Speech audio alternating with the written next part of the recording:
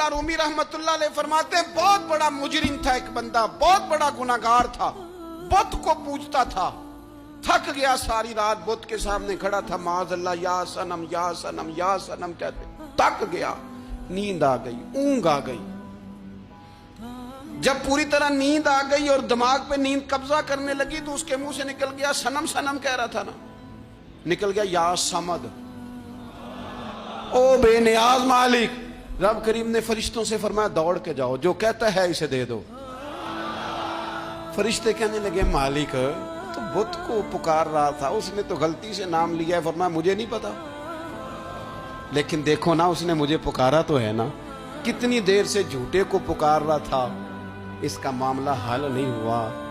अब अगर सच्चे को पुकारने पे भी हल ना हुआ तो फर्क क्या रह जाएगा। दे दो जो मांगता है, दे दो। मेरे दोस्त, घर पता चल जाए